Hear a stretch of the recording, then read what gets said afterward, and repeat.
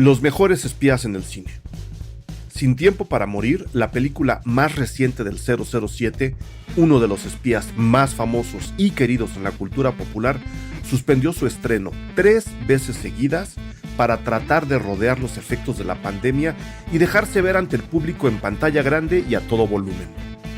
Hoy, la película dirigida por Cary Joji Fukunaga finalmente puede verse en los cines, cumplir su ciclo y sumar su nombre a una larga serie de películas con James Bond como personaje central y con el espionaje como elemento fundamental de su propuesta.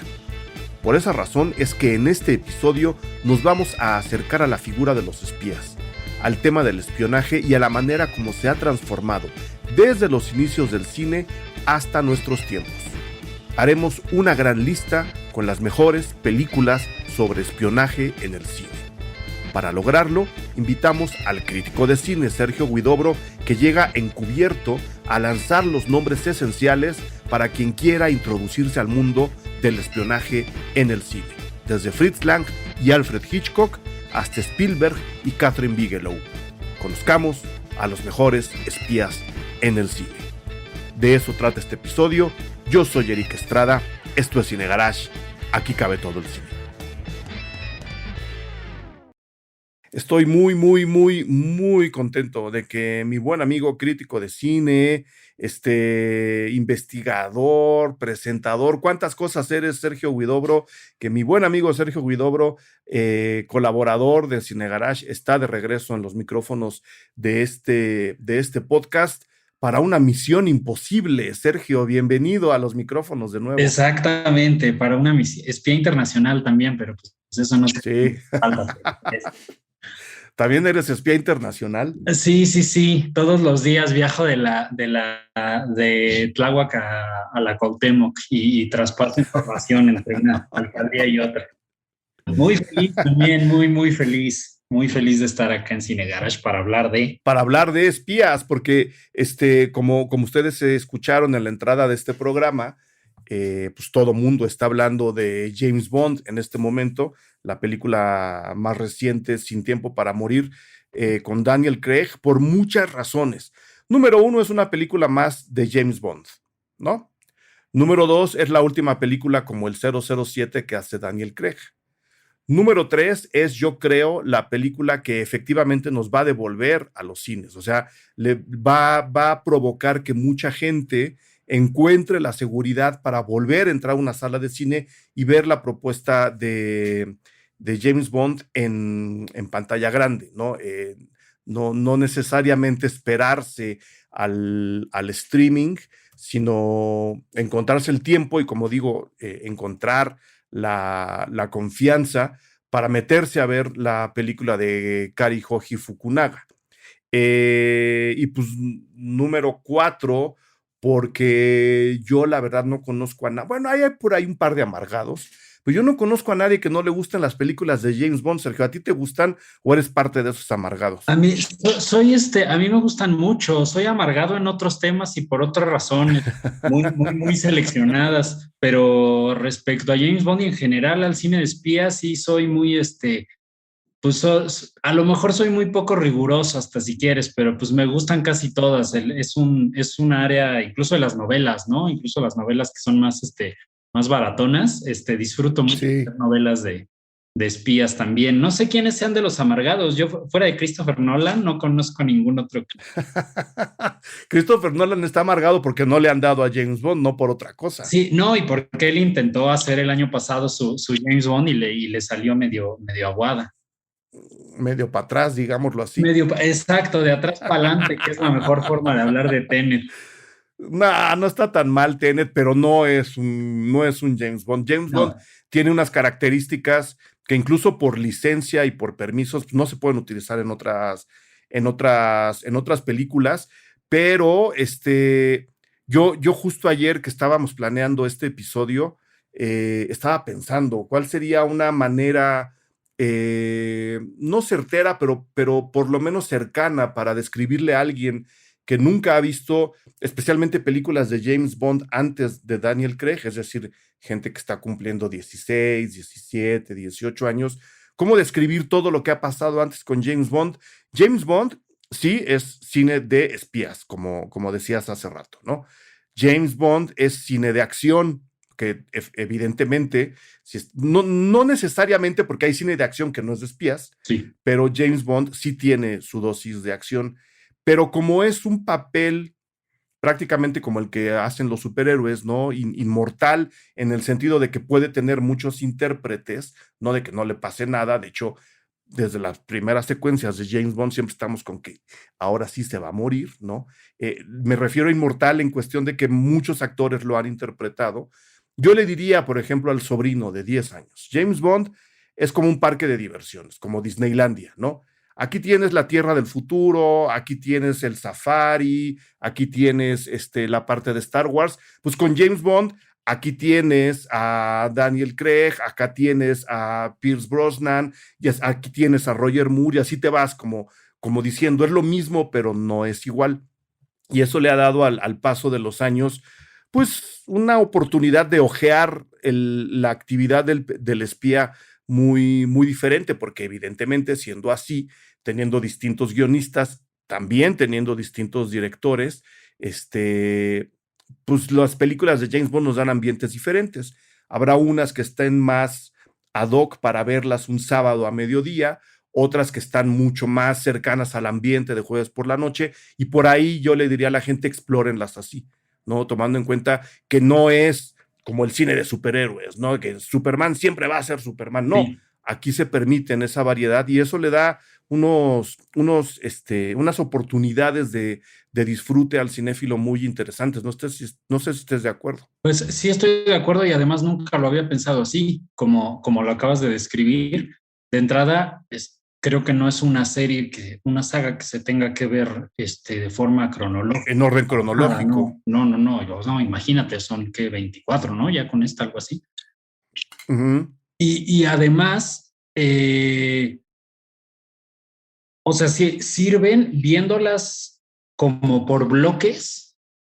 Es como si fueran diseccionando cada uno de los James Bonds, Sean Connery, Roger Moore, ¿cómo se llama el otro, el quinto Beatle, del que nadie nunca se acuerda? Timothy Dalton. Timothy Dalton. Nadie nunca lo menciona, pobrecito. Ya lo mencionamos. Son casi como etapas de la psique de Gran Bretaña, ¿no?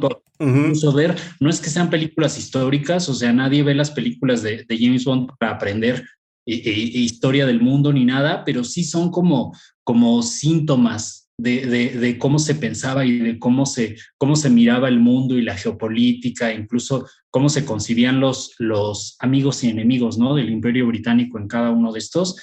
Y pues yo digo que le entren, que le entren a la saga, así como tú dices, al sobrino de 10 años, de 16 años, que siempre tome la más reciente como punto de partida y de ahí se agarre como para ramificar, porque tienen un montón de conexiones, ¿no? Ahorita son Spectre, pero antes eran otras organizaciones y quiere escucharlas a partir de las canciones, ¿no? A lo mejor alguien llega a través de Paul McCartney, bla, bla, bla. Entonces hay muchas formas de explorar a James Bond y al cine de espías. Ahorita lo abordaremos algunas, creo. No, pues de una vez, porque yo no he tenido chance de ver la película por cuestiones de trabajo y porque cuando recibí la invitación para la premier dije esto va a estar terrible, ¿no? Y por las señales que recibí durante la función y después, efectivamente estuvo terrible, ¿no? Una sala llena, como con muy poca prensa y mucho fan, que no tengo nada en contra de eso si no estoy trabajando. Cuando voy a trabajar, o sea, sí pretendo que sepa la gente que me invita que estoy trabajando, no que voy a gorrar palomitas, ¿no? Que evidentemente también las gorreo, pero estoy trabajando, ¿no? Entonces no fui a la función, además estaba lejísimos y no he visto la película, pero la voy a ver pronto. No sé si tú ya la viste. Es que no sé si es a la misma función a la que tú te refieres. Yo fui a una de las funciones de Universal y se fue la luz. Esa, sí. Entonces, realmente ahorita vengo a chacotear sobre muchas otras películas de espías, pero sí tengo que confesar antes que solamente he visto la mitad de Sin Tiempo para Morir. No he regresado al cine pues por mi cuenta, ¿no? Porque fui a esa función No, no, yo iré pronto y efectivamente fue justo y esa, se fue la esa luz, función es donde, una donde cosa. se fue la luz, que ya habían empezado tarde. No vamos a hablar de eso, No, no, ese es no, otro no, tema, ya son ¿no? cosas.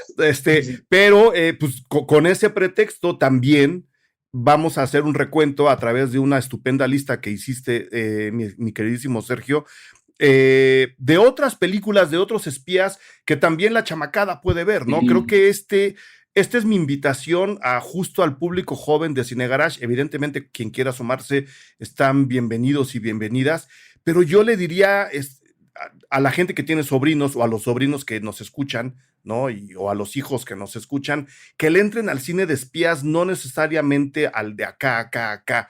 Están muy padres las Misiones Imposibles de Tom Cruise, yo soy muy, muy fan, pero hay una lista larguísima de cosas que se pueden ver y que se pueden disfrutar, que acaban además alimentando mucho al cine de espías contemporáneo, y que evidentemente, espero, despertarán la cinefilia de mucha gente hasta hacia le llamarías subgénero, ¿no? Ese subgénero de espías en donde se encuentran realmente momentos bien, bien interesantes y bien padres. ¿Es un subgénero, es un género el cine de espías? Sí, yo creo que un subgénero del cine de acción, al mismo tiempo de drama, y del cine negro, tiene Del trazas, cine noir, tiene claro. trazas del film noir, ajá. Eh, Sobre todo porque es un fenómeno de las posguerras, de las posguerras Ujú. del siglo pasado. Incluso les puede servir si son de la clase de estudiante que pues les da como huevita la historia, sobre todo anterior a los 2000 y luego les dejan, sobre todo ahorita estudiando en casa, ¿no? Luego te mandan ahí todos Sí. los PDFs, Eric Hobsbawm y 25 páginas y dices, qué hueva, voy a ver Netflix. No, pues el cine de espía, como decíamos antes, pues no sirve para estudiar historia porque nunca son cosas que pasaron realmente, pero te sirve mucho para comprender la psique de cómo Ujú.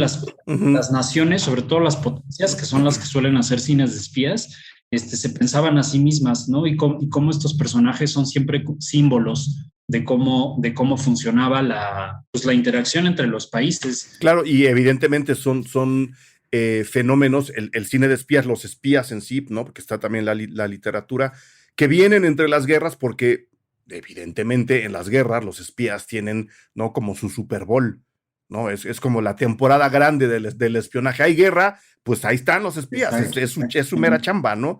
Y tú escogiste, no sé si para empezar o no, escogiste una película de Fritz Lang de 1928 ¿era tu idea comenzar con esta? Pues puse esa primero porque es la más antigua que yo he llegado a encontrar, donde Ujú. aparece en pantalla, de hecho, pues desde el título, la película se llama Espías, Espías. eh, donde aparece la figura en el cine de espías internacionales, o sea, que se nombran a sí mismos así en pantalla.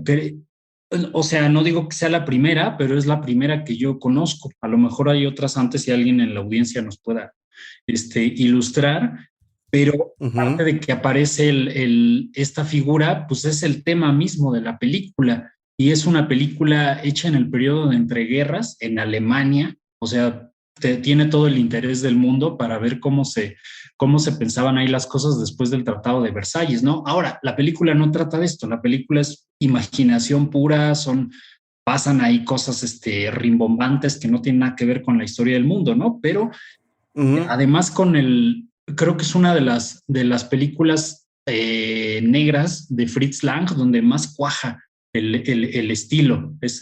A mí me gusta mucho y además la pueden encontrar completa en YouTube. Es una película que está liberada y que se puede ver ahí en internet.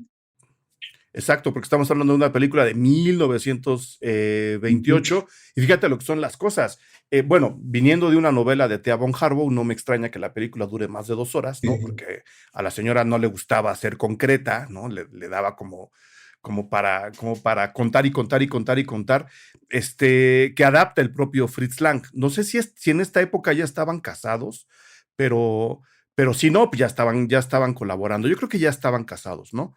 Eh, o por lo menos ya eran pareja, pero Fritz Lang y Thea von Harbaugh, pues se avientan Spione, que es el nombre en alemán, una película repetimos, de 1928, que se puede ver, que se puede disfrutar, y está justo esta conexión que decíamos hace rato, ¿no? Entre el film noir que sale, que se estaba formando con los vapores finales del expresionismo alemán y que acaban alimentando no sé si alimentando o construyendo la atmósfera de misterio que evidentemente necesita envolver a una situación de espionaje, ¿no?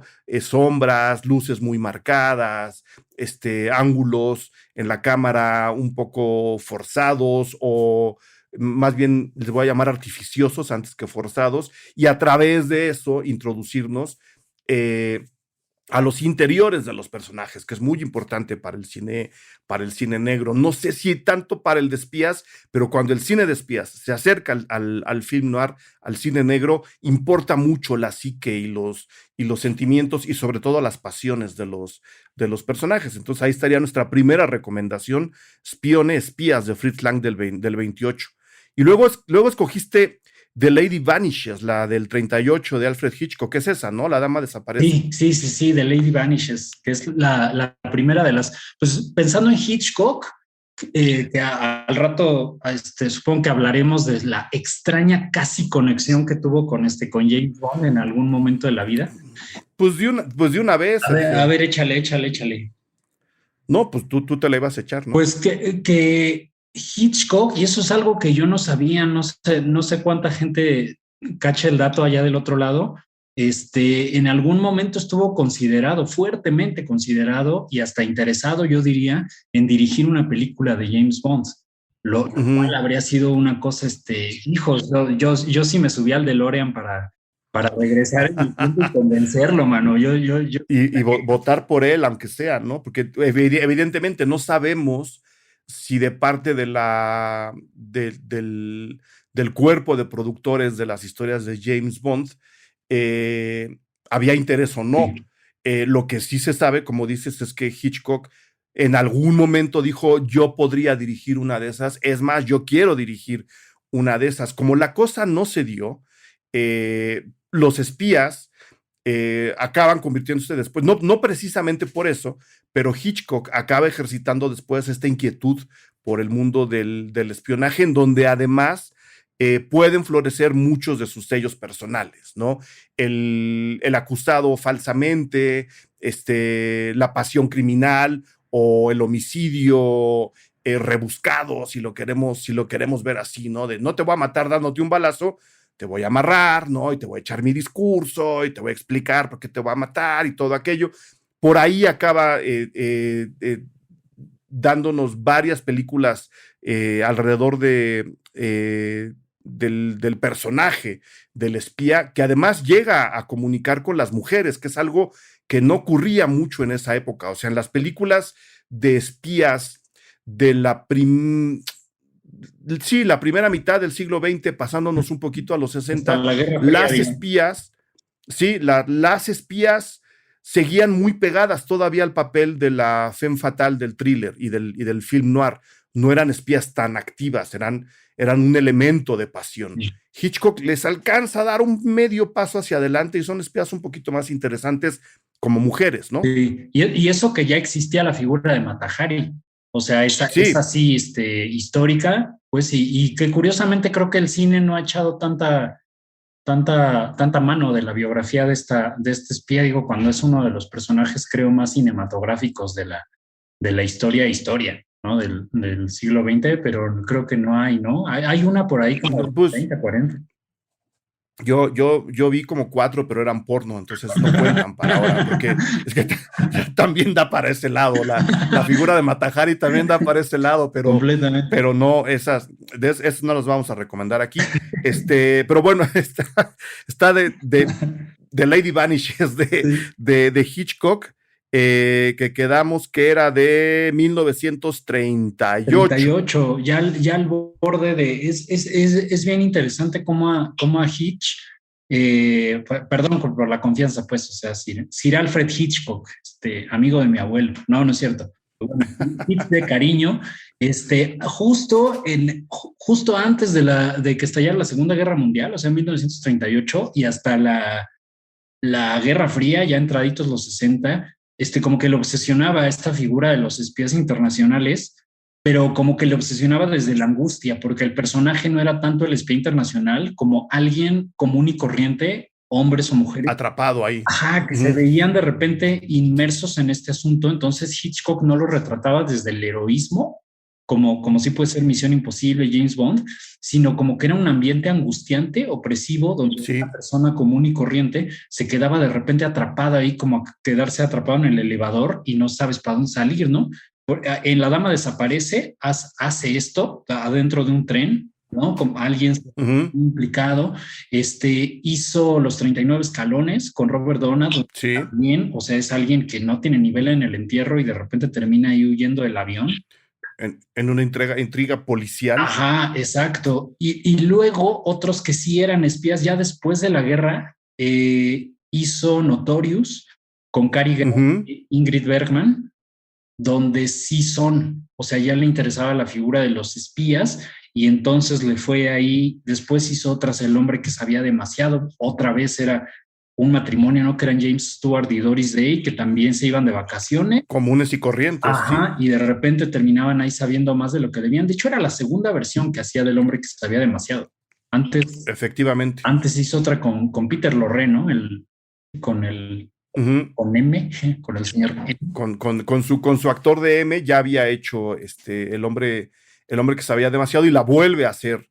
Después, la primera la hace en Inglaterra, la segunda la hace en Estados Unidos, la primera la hace después de la Primera Guerra Mundial, la segunda la hace después de la Segunda Guerra Mundial, que es un poco lo que tú estás diciendo, ¿no? De las circunstancias cambian y aunque la historia es la misma, tiene implicaciones diferentes a nivel de espionaje y de entendimiento de cómo funcionan los mecanismos del mundo. El espía de Hitchcock es muy kafkiano en el aspecto que dices tú, ¿no? No es, de hecho, muy pocas veces se resuelve el caso en sí, ¿no? En Los 39 Escalones, pues sí, atrapan a los malos, perdón que les contemos el final de una película de 1930 y cacho, ¿no? Pero atrapan a los malos, pero no hay en realidad alguien que te diga, claro, la finalidad del grupo de esta secta era esto, para luego hacer esto, para luego, que sí pasa en Misión Imposible y que sí pasa en las películas de James Bond. Lo que le interesa a Hitchcock, antes que resolver el caso, es este ambiente opresor kafkiano en donde una persona común y corriente, como dijiste, acaba atrapado en la ratonera y diciendo, yo ni siquiera soy ratón, ¿qué estoy haciendo aquí, no? Y esos mecanismos de jaloneo entre yo no sé qué hago aquí, pero pues tengo que resolver el caso, por lo menos para lo que a mí me conviene, es lo que le interesa a Hitchcock. No es un cine de espías para salvar al mundo, que sí es James Bond y que sí es Misión Imposible. Acá son casos kafkianos, ¿no? Del hombre atrapado en una maquinaria. En este caso es el misterio y el espionaje. Sí, súper kafkiano, y además proyectaba una de las ansiedades más profundas que tenía Hitchcock, bueno, al menos según cuenta él, ¿no? O contó siempre, que era el que un policía le dirigiera la palabra. O sea, que un policía se acercara a él o lo llamara, para él era uno de los grandes terrores en su vida, ¿no? Como que una figura de autoridad fuera un espía. Se le acercara. ¿No? Ajá, se dirigiera a él, ¿no? Él decía, es que me pongo tan nervioso que parezco culpable. Entonces, claro, un policía se acercara para mí para preguntarme la hora, o sea, mi reacción es tan ansiosa que podría llevarme preso. Y terror con el que vivía Hitchcock está en estos personajes. Y esto que no estuvo nunca en Iztapalapa. No, que ahí sí la policía se te acerca y dices, uy, me van a levantar, man. Sí, en México todos somos Hitchcock. Todos somos Hitchcock. www.patreon.com/cinegarage. Si ustedes quieren tener acceso a contenido exclusivo, a cobertura de festivales para conocer las películas que llegarán después a la cartelera, a críticas, a los estrenos de cada semana, algunas recompensas como accesos y descuentos a nuestros cursos de cine, solamente tienen que ir a esa dirección, escoger el nivel de participación que quieren obtener en el proyecto Cine Garage y entrar, estar con nosotros Gracias a su aportación, este proyecto sigue vivo, estos podcasts se pueden seguir haciendo y vamos a ser cada vez más gente hablando de cosas que nos interesan, que nos mueven y que nos conmueven, todo a través del cine. En esta ocasión, quiero agradecer enormemente la aportación que dan Andrés Durán, Roberto Andrade, Aneli, Astrid Puentes, Agustín Hernández, César Marmolejo, Valeria Valladares, Gaby Guillén, Cristian Flores, Carlos, Leonardo C., Luis, Alan Macié Paulín, Efraín, Alejandra Ortiz Medrano. Todos ellos, todas ellas se convierten en productores de estos proyectos, en productores de este podcast, gracias a la aportación que dan en www.patreon.com/cinegarage. Que la comunidad siga creciendo.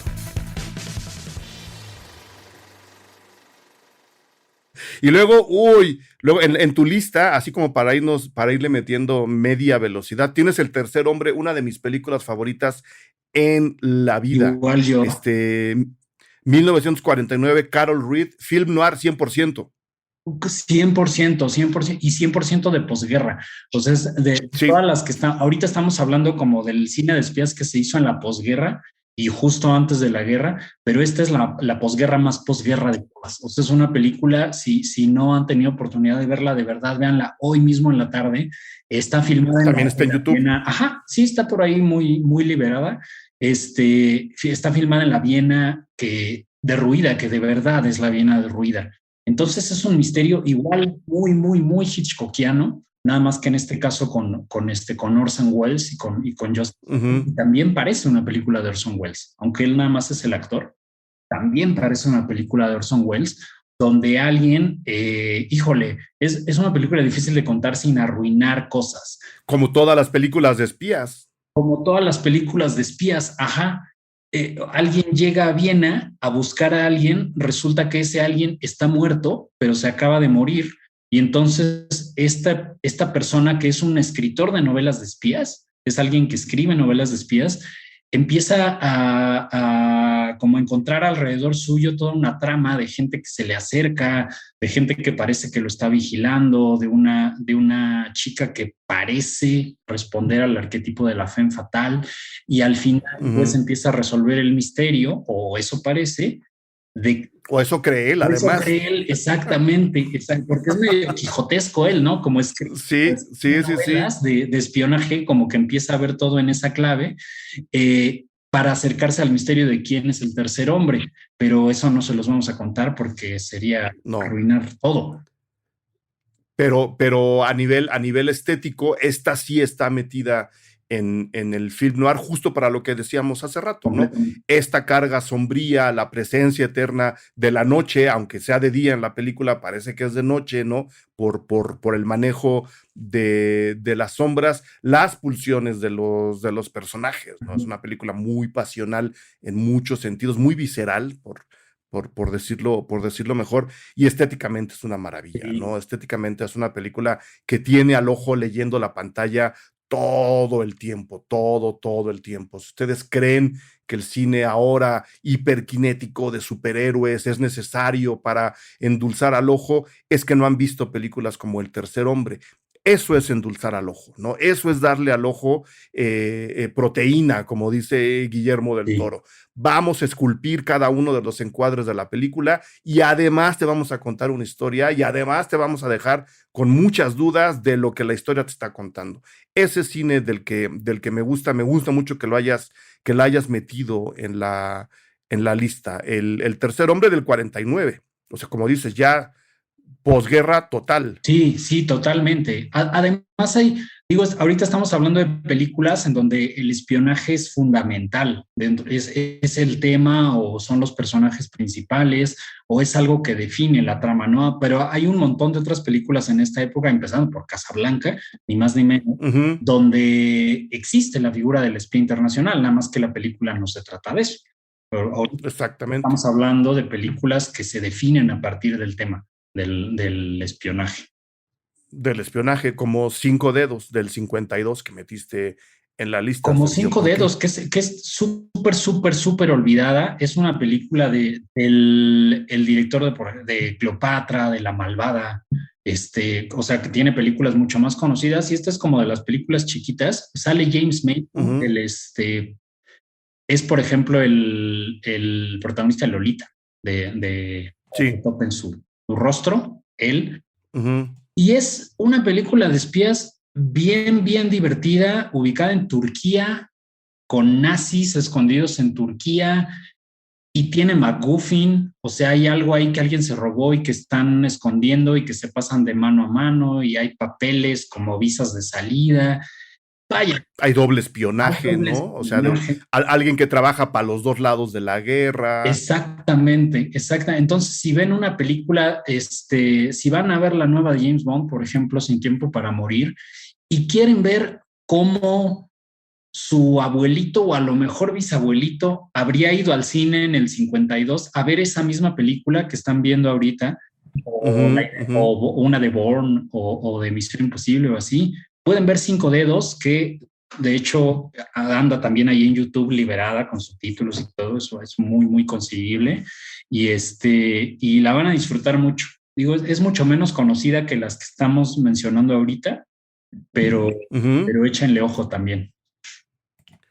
No, y sobre todo, como dices, está liberada en YouTube, se puede ver Ujú. en YouTube. Estoy tratando de ver qué película, porque en el 52 ya había películas de James Bond.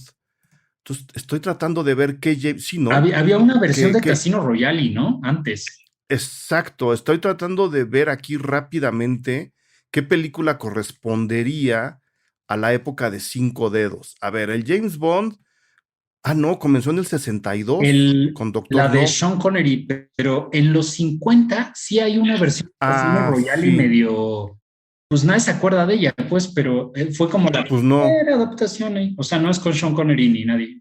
Pero fíjate, es del 54 Casino Royale, Ajá, la primera, que la hace Paramount. sí. La segunda versión de Casino Royale es de la que vimos hace, no, del No, sesenta es y la siete de Hay una en Peter sesenta y Sellers, siete ¿no? Que también pasó sin Sí, pena ni gloria, y luego ya tenemos la de Daniel Craig, que es con la que debuta, que ¿no? fue la buena.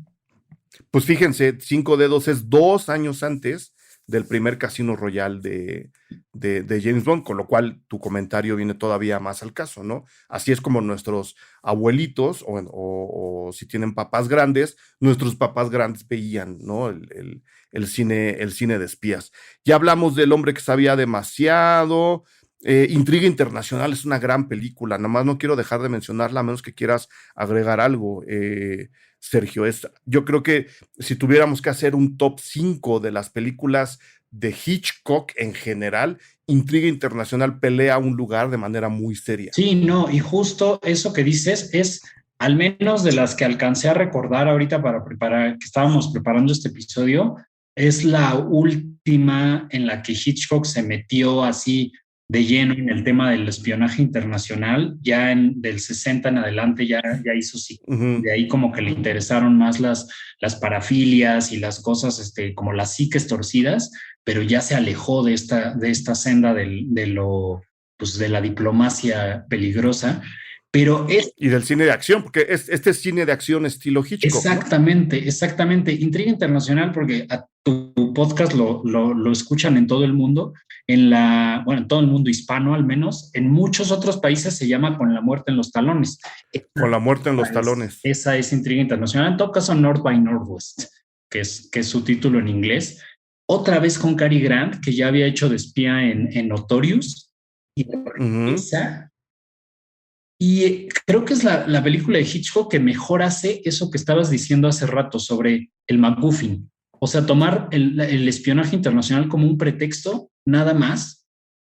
No es el tema, sino el detonante, y a partir de ahí suceden un montón de cosas, al punto que, por ejemplo, yo cuando veo Intriga Internacional, siempre me pasa lo mismo. Llega al final los créditos y digo, ¿y por qué lo persiguieron? ¿Y por qué llegué hasta acá? Ah, dices, sí, o sea, ¿qué buscaban todos? ¿O qué?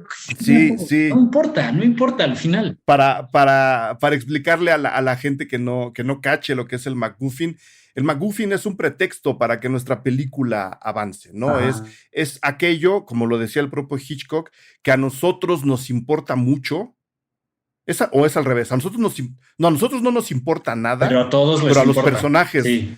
a los personajes les importa mucho. Y yo, a la hora de dar cursos de apreciación cinematográfica, cuando a alguien le cae el 20 de una explicación tan torpe como las que doy, siempre me dicen, claro, son los planos de la Estrella de la Muerte en Star Wars. Exacto. Sí, o sea, sí, ahí están, pero no es un peso real en la historia va de otra cosa, pero a los personajes les importa mucho, y esa importancia que le dan a ese objeto o a esa situación hace que la película camine. ¿Cuál es el MacGuffin en Intriga Internacional? ¿Por qué van persiguiendo a Cary Grant? Porque son espías. Ajá. ¿No? Porque ese es su chamba. ¿Por qué van detrás de ese personaje? Porque son espías. Entonces tú estás todo el tiempo diciendo, ok, si son espías, vamos a ver por qué lo están persiguiendo. Y no es simplemente un pretexto para ir del capítulo 1 al capítulo 7. Y como dices, al final, ¿por qué lo iban siguiendo? La explicación es la misma, porque eran espías. Lo que Hitchcock me quiere contar es otra cosa, no resolver el caso de la Intriga Internacional. Sí, gran película. Y por eso mismo no se preocupen si la ven y al final dicen, es que no entendí qué buscaban. Ni Hitchcock entendía qué buscaban, o sea, no importa. No. No. Y luego regresa ya en la Guerra Fría, Sergio, Carol Reed, sí, con otra película que dirigió, con el buen Alec Guinness, fíjate, hablando de Star Wars, Nuestro hombre en La Habana, del 59, justo el año que estalla la Revolución Cubana. Justo, no lo había pensado, pero sí, justo en ese año. Y Alec Guinness hizo dos, no me acuerdo cómo se llama su personaje aquí en Nuestro hombre en La Habana. En todo caso, es un espía británico que está infiltrado dentro de la Cuba de Batista. O sea, la película no... O sea, la Cuba a la que tira la Revolución Cubana, ¿no? La del tirano. Exacto. Y Alec Guinness, creo que, Obi-Wan Kenobi es el personaje con el que está en la lápida de Alec Guinness prácticamente, ¿no? Sí. Es lo primero que se te viene a la mente, pero la versatilidad que tenía este hombre para hacer todo tipo de papeles es espectacular. Hizo y luego para la BBC en los 70, 80, la BBC empezó a adaptar las novelas de John le Carré, que también, si les interesa la literatura sobre espías, las novelas sobre espías, vayan y cómprense cosas de John le Carré y se le van a pasar bomba todo lo que resta del año, porque son divertidísimas. Y Alec Guinness hizo de este espía George Smiley en las adaptaciones que hizo la BBC. Ese mismo espía es el mismo espía que, dando un salto hacia adelante, hizo Gary Oldman en una versión reciente de Tinker Tailor Soldier Spy, que no sé cómo se llamó, pero es el mismo espía. Sí, yo tampoco me acuerdo. Pero es algo de un soldado, evidentemente, pero no me acuerdo. Pues Alec Guinness hizo una gran versión de ese personaje, y la Guerra Fría ya es la década de James Bond. Sí, que lo marcas en la lista a partir del Doctor No del 62. James Bond tiene un giro, ¿no? Sí, pues yo creo que fue la primera saga que de verdad capitalizó o supo capitalizar esta como obsesión que existía en muchísima gente, ¿no? En millones de personas de la Guerra Fría, esta paranoia de sentir todo el tiempo que los gobiernos no le estaban diciendo todo a la gente, ¿no? El clima general de la Guerra Fría en todos lados, en México, en Francia, en Estados Unidos, todos lados, era esa la sensación, ¿no? De que estaban sucediendo muchas cosas en lo oscurito, de que las cosas más importantes estaban sucediendo sin que nadie se diera cuenta de ellas, sin que muy poquitas personas lo supieran. Ajá. Y fíjate lo significativo de la aparición del Doctor No en James Bond, abonando, espero, a lo que dices. La crisis de los misiles Estados Unidos-Cuba ocurre en 63, si no recuerdo mal, ¿no? La crisis en la que el mundo pudo haber terminado por una guerra nuclear entre la URSS a través de Cuba y Estados Unidos, ocurre en el 63. La película del Doctor No es del 62. Lo cual solo confirmó los peores temores de media humanidad, ¿no? Que exactamente. Estaban pasando cosas en el teléfono rojo. Había Sí, sí. Luego tienes Charada del gran Stanley Donen en el 63. Luego tienes El espía que salió del frío del 65. El gran Robert Redford en Los 5 días del cóndor del 75 de Sidney Pollack. ¿Por qué están estas películas aquí, Sergio? Creo que ya dentro de la Guerra Fría, en este ambiente que acabas de describir, este, siento como que las películas de espionaje internacional, estas que acabamos de mencionar ahorita, se convierten ya más en una cosa de acción, en una cosa de Ujú, gran espectáculo. O sea, lo de Hitchcock antes, en la posguerra y del Tercer Hombre, sí venía como de preocupaciones dramáticas muy reales, ¿no? O sea, sí, más ujú. fondo como con interés real en la política y en cómo estaban sucediendo las cosas y sobre todo hacia dónde iban a ir, ¿no? Y estas películas como Charada, como Los 5 días del cóndor, como las propias de James Bond, ¿no? El espionaje ya se convierte en una cosa, este, hijos, espectacular en muchos sentidos, ¿no? Ya lo que comienza a importar, no lo único, pero sí algo que comienza a importar mucho es como la presencia física del espía, ¿no? Los Ujú, espías aquí ujú, se convierten ya en seres físicamente hermosos, ¿no? Y que lo pueden todo, que pueden saltar de un edificio a otro y que esquivan balas casi casi. Creo que hay un cambio ahí bien interesante, ¿no? No sé qué pienses tú. No, justo eso, ¿no? Que a la hora de abandonar estos ambientes de la guerra real, entrar en el otro misterio de la Guerra Fría, en donde evidentemente no se nos cuenta todo lo que está pasando, el personaje del espía en sí también se vuelve más misterioso. Y ese misterio, ese no saber realmente para quién trabaja, ¿no? El doble espionaje es muy notorio en estas películas, y me centro, por ejemplo, en El Día del Chacal, ¿no? De Fred Zinnemann, incluso los espías previos a esta época trabajaban para un bando, eran muy raros los que trabajaban para los dos, ¿no? El doble espionaje no era parte de la historia ni de la importancia de la historia.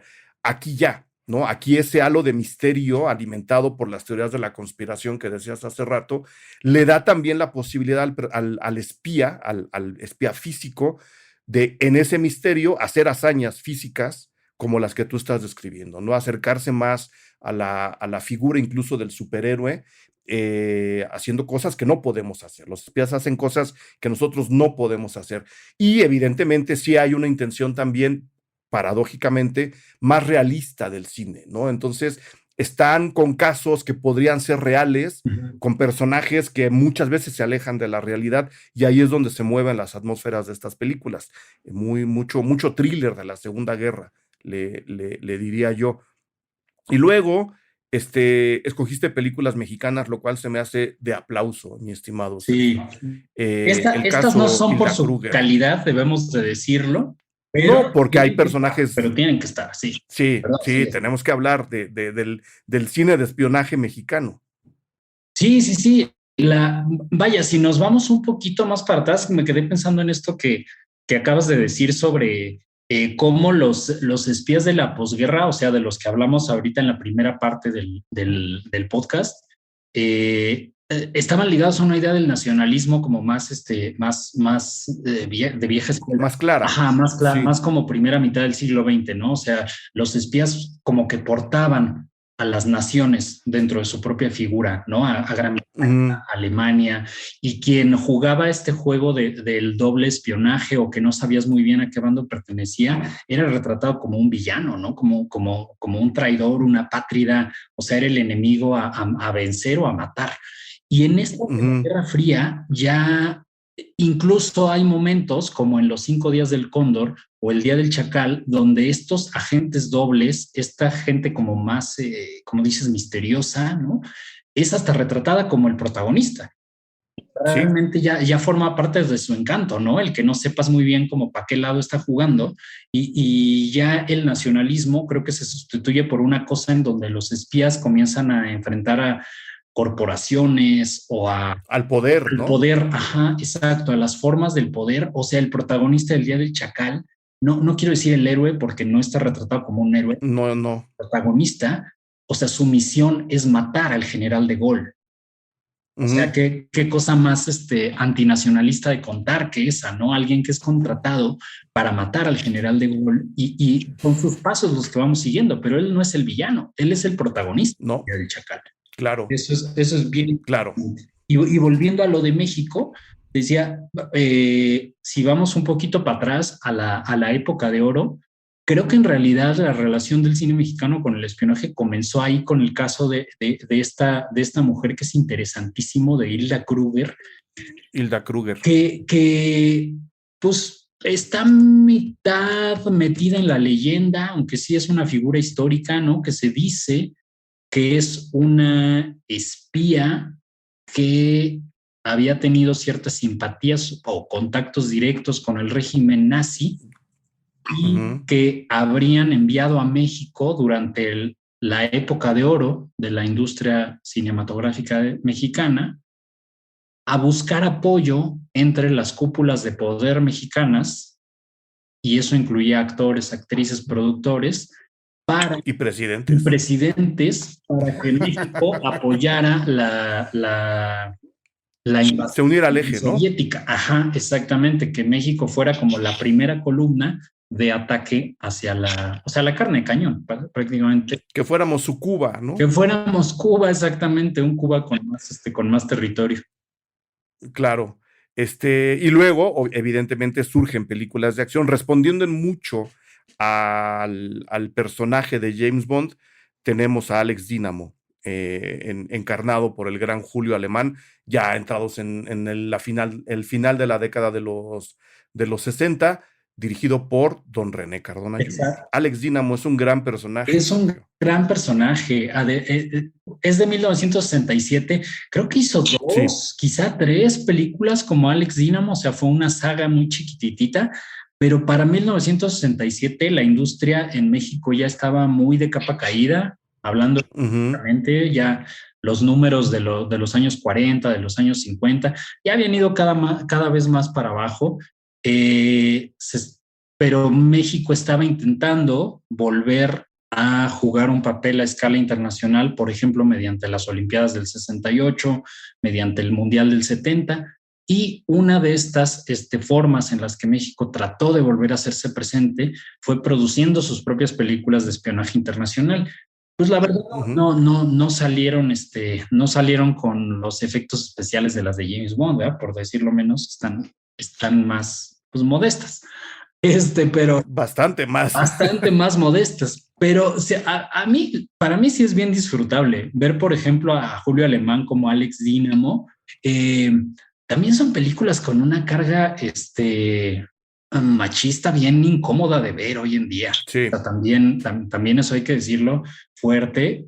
Y al Santo y a Blue Demon en Operación 67 con el Santo y a Blue Demon Destructor de Espías, que es del 68. O sea, en 3 años estos tres personajes, Alex Dynamo, el Santo y Blue Demon, empezaron a pelear contra enemigos internacionales que venían a México para esconder secretos, para hacer Ujú. acciones ahí de diplomacia, para matar a alguien a algún político, algo así, ¿no? Curioso este subgénero muy efímero, ¿no? Porque duró. Muy, muy efímero, pero lo que son las cosas. El género típicamente mexicano, que es, desde mi punto de vista, el cine de luchadores, no la comedia ranchera, De acuerdo. eh, acaba alojando de una manera más festiva y representativa a la figura del héroe a través justo del luchador. No estoy quitándole mérito a don Julio Alemán, pero si tú preguntas a nivel mundial qué películas de espías mexicanas han visto, el 70% de la gente te va a decir las de Santo y Blue Demon, ¿no?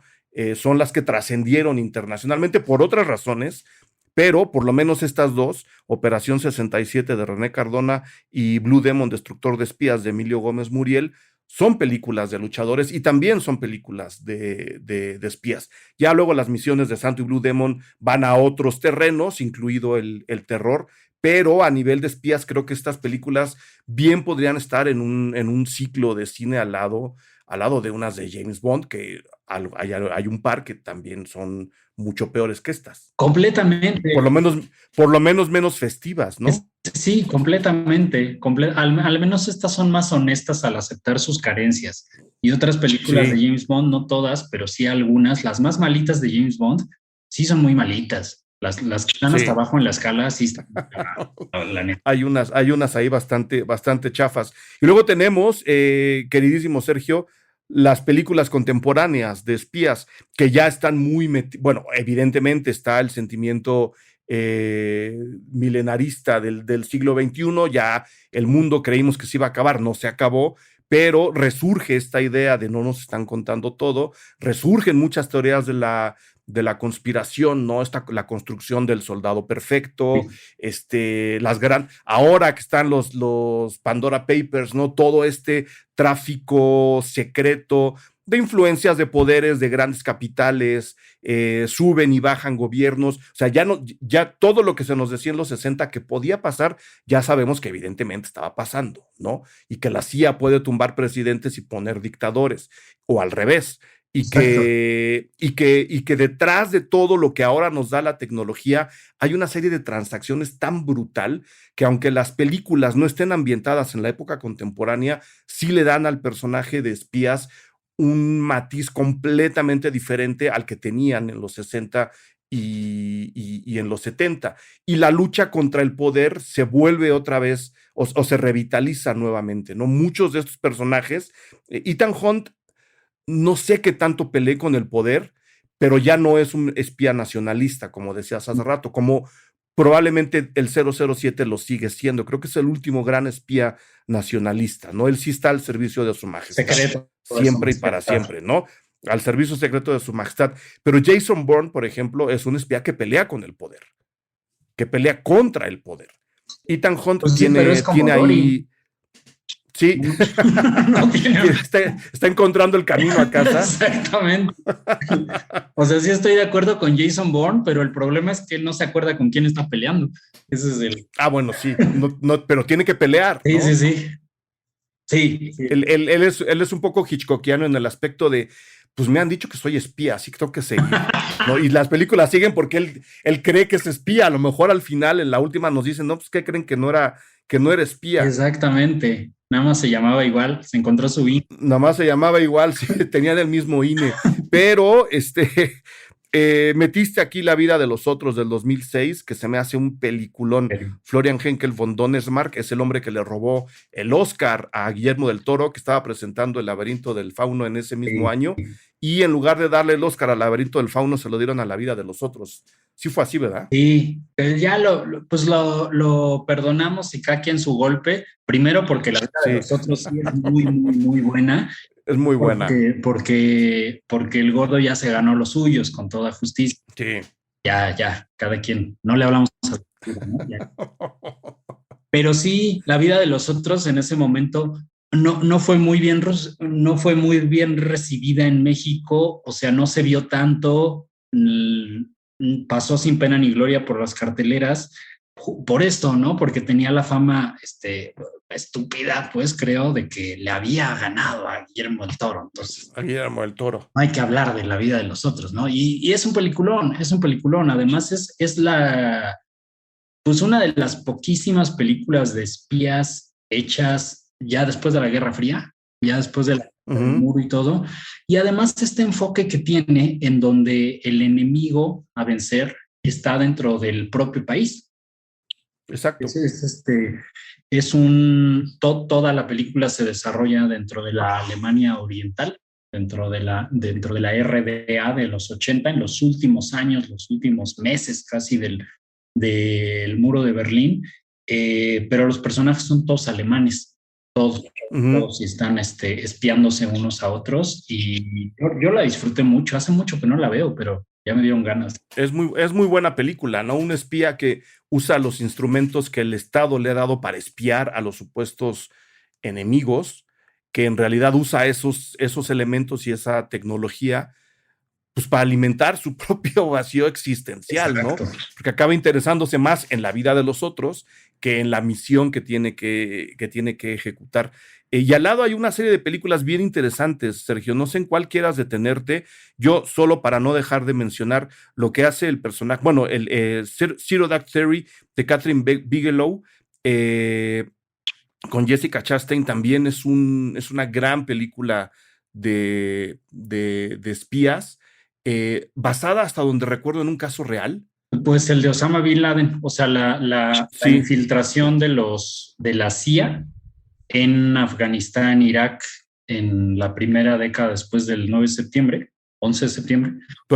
pero a lo que voy es, el personaje sí existe, o sea, Ah, no crearon un personaje en base no lo a tengo tan distintos claro, personajes. no lo tengo tan claro. Creo que sí, el personaje que interpreta Jessica Chastain existió en realidad, existe en realidad, o sea, sí es una persona, no son varias personas metidas en un personaje, sino que esta mujer realmente existió. Y es un trabajo de espionaje muy rebuscado, ¿no? Porque ¿cómo lo explico? Pues es la gente que lo sabe, están buscando a Osama Bin Laden y saben por qué lo buscan, pero no están espiando en realidad contra otro país, no están ahí, ¿no? O sea, todo se hace a través de satélites y de intercomunicaciones. Es una figura del espía bien interesante la que nos está dando el siglo XXI, ¿no? Sí, sobre todo por el enfoque realista que ya tiene, ¿no? Ya no se trata del espía. Digo, la guerra de Afganistán todavía fue un coletazo de la Guerra Fría, ¿no?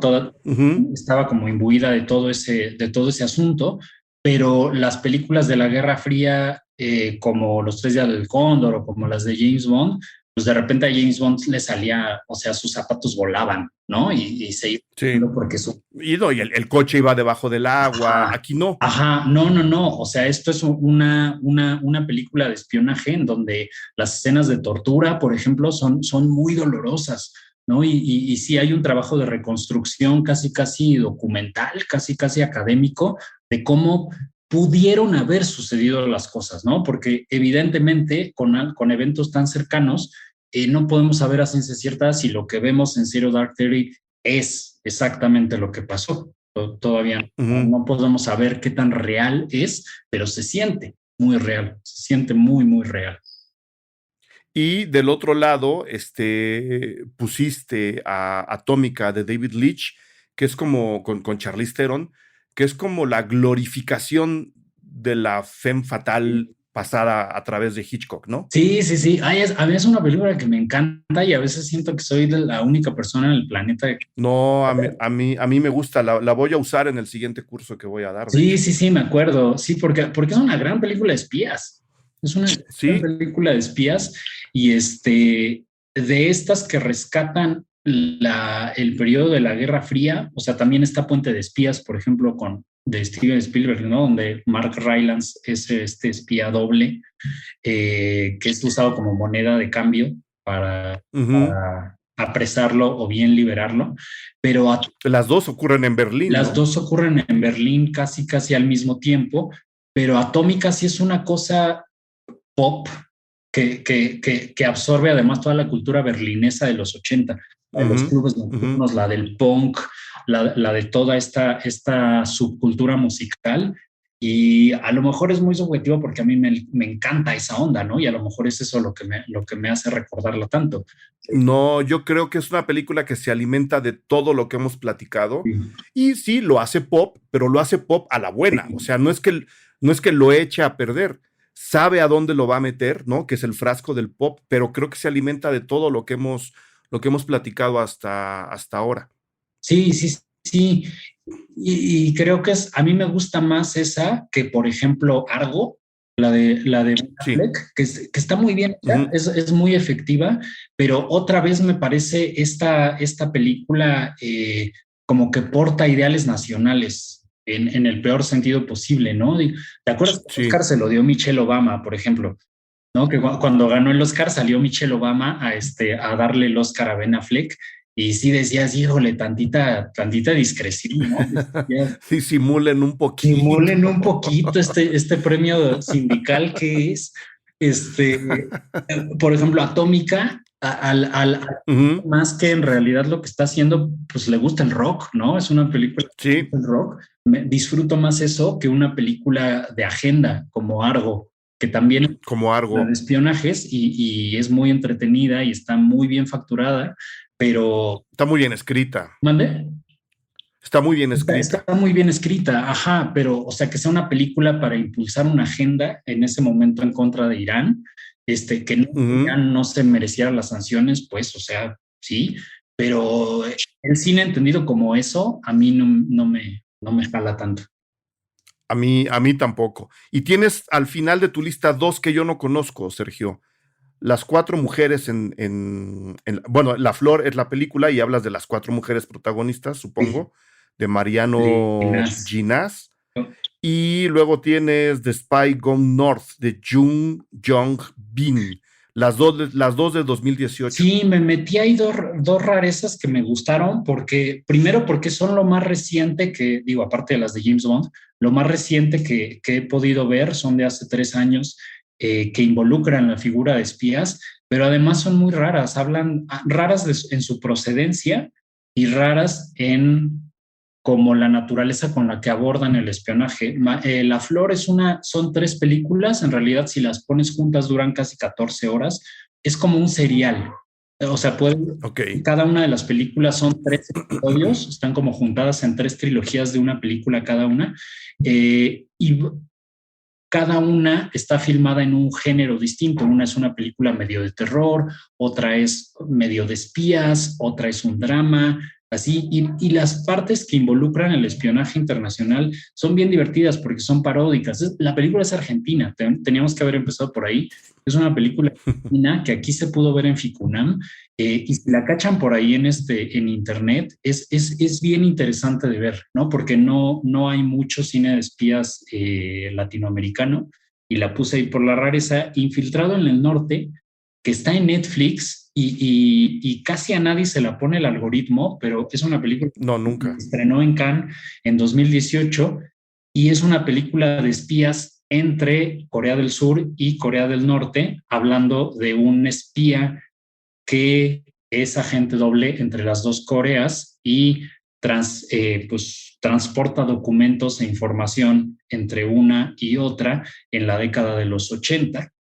Entonces, para ahorita que la onda coreana anda tan hasta arriba en los cuernos de la luna, sí, escuchan música coreana y ven películas coreanas y leen mangas coreanos y comen comida coreana, yo creo que les puede interesar esto. Es una película de espías muy, muy bien hecha. Se llama Infiltrado en el Norte, de Jung Jong-bin. Si les gusta la onda, por ejemplo, Oldboy, el cine de Park Chan-wook, pero también les gustó Parásitos, va por ahí, forma parte de la escuela. Ok, pues ahí está nuestra lista, Sergio. Bueno, tu lista, más bien, yo no hice más que venir a cotorrearla. Grandes sugerencias para ver cine de espías. No para que dejen de ver al James Bond, échense Sin Tiempo para Morir, ¿no? Yo repito, la quiero ver, pero aquí hay una lista grande que puede quizá, ojalá, despertar la curiosidad de mucha gente, y si no, por lo menos les van a regalar un gran momento. El cine de espías se hace en todo el mundo y aquí tenemos una lista para probarlo. Sergio Huidobro, mil gracias por haber venido una vez más a un episodio Cine Garage.